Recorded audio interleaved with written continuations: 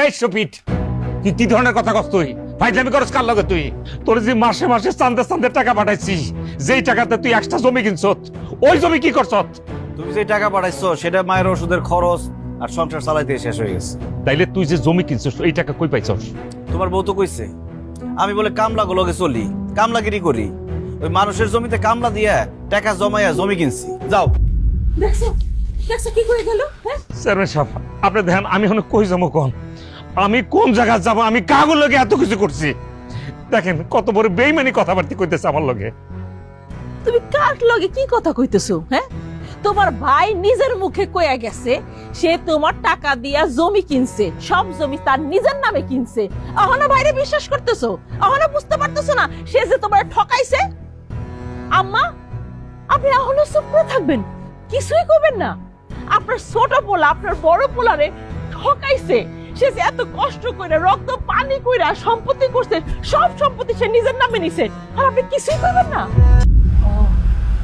এতক্ষণে তোমাকে মনে পড়লো যে আমারও তোমাদের দরকার। আমি কোনো পোলারই কিছু বলবো না, আমার দুই পোলাই আমার কাছে সমান। আমার বড় পোলা মানি বিদেশ কইরা রক্ত পানি কইরা টাকা পাঠাইয়া এই সংসারটারে যেমন আগলায় রাখছে, আমার ছোট পুতে আলমগীর সেও শ্রম দিয়া কঠিন পরিশ্রম কইরা এই সংসার আগলায় রাখছে। মানি তুই কি ভুলে গেছস? আলমগীরের এসএসসি পরীক্ষার সময় আমার বিরাট বড় একটা অসুখ হইল, তুই টাকা পাঠাইলি, কিন্তু ও তো এসএসসি পরীক্ষা দিতে পারে নাই। আমার সেবা যত্ন কইরা ঢাকায় অপারেশন কইরা বাড়িতে নিয়ে আসছে। ওর পড়াশোনাটা আর হইল না, খেতে খাবারে কাজ কইরা তোর পাঠানো টাকা যজ্ঞের ধনের মতো আগলায় রাখছে। আমার আলমগীর পরিশ্রম করে এই সংসারটা টিকায় রাখছে।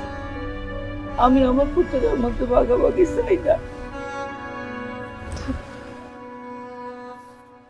এই নাও, সব সম্পত্তির দলিল এখানে আছে। আর আমি মিথ্যা কথা কইছি? আমার নামে আমি কোনো সম্পত্তি কিনি নাই, যা কিনছি সব তোমার নামে কিনছি। আর তুমি যে টাকা পাঠাইছো সব হিসাব এখানে দেয়া আছে। চেয়ারম্যান সাহেব দেখেন।